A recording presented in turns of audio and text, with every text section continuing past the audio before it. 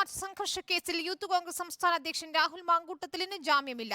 ആരോഗ്യ പ്രശ്നങ്ങൾ പരിഗണിച്ച് ജാമ്യം അനുവദിക്കണമെന്ന ആവശ്യം മഞ്ചൂർ കോടതി തള്ളി. ഈ മാസം 22 വരെ റിമാൻഡ് ചെയ്ത രാഹുലിനെ പൂജപ്പുര ജയിലിലേക്ക് മാറ്റി.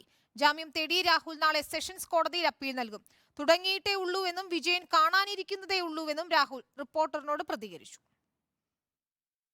പുലർച്ചെ 5:45 അടൂരിലെ രാഹുലിന്റെ വീട്ടിലെത്തിയ പോലീസ് രാഹുലിനെ കസ്റ്റഡിയിലെടുക്കുകയായിരുന്നു. പോലീസിന്റെ നീക്കങ്ങൾ മുൻകൂട്ടി നിർണയിച്ച് അതീവ രഹസ്യത്തോടെയായിരുന്നു കസ്റ്റഡിയിലെടുത്തത്.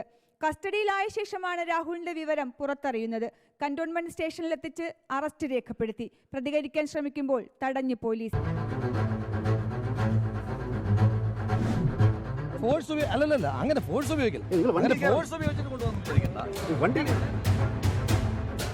ശേഷം മെഡിക്കൽ പരിശോധനയ്ക്കായി ഫോർട്ട് ആശുപത്രിയിലേക്ക്. ഇവിടെ പോലീസും പ്രവർത്തകരും തമ്മിൽ ഉന്തും തള്ളും.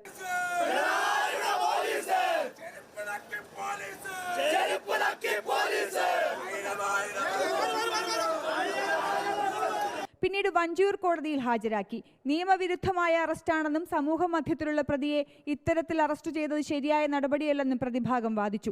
സ്വകാര്യ ആശുപത്രിയിൽ കിടത്തി ചികിത്സയിലായിരുന്ന രാഹുലിന് ആരോഗ്യ പ്രശ്നങ്ങൾ ഉണ്ടെന്നും അത് പരിഗണിക്കണമെന്നും പ്രതിഭാഗം ആവശ്യപ്പെട്ടതിനെ തുടർന്ന് കോടതി വീണ്ടും വിശദ മെഡിക്കൽ പരിശോധനയ്ക്ക് നിർദ്ദേശിച്ചു.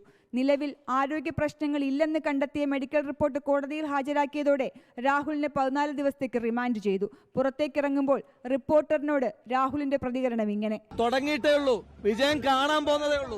കനത്ത പോലീസ് വലയത്തിൽ രാഹുലിനെ വീണ്ടും ജനറൽ ആശുപത്രിയിൽ മെഡിക്കൽ പരിശോധനയ്ക്ക് എത്തിച്ചു.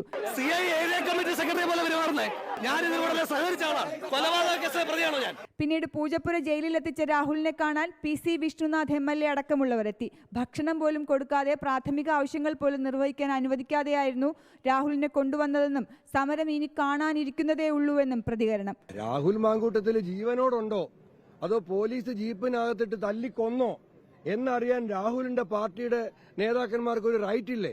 പച്ചവെള്ളം കുടിക്കാൻ കൊടുത്തിട്ടില്ല. ഇതിനിടെ ജാമ്യം തേടി സെഷൻസ് കോടതിയിലേക്ക് പോകാനും യൂത്ത് കോൺഗ്രസ് തീരുമാനിച്ചു. Team reporter, Thiruvananthapuram.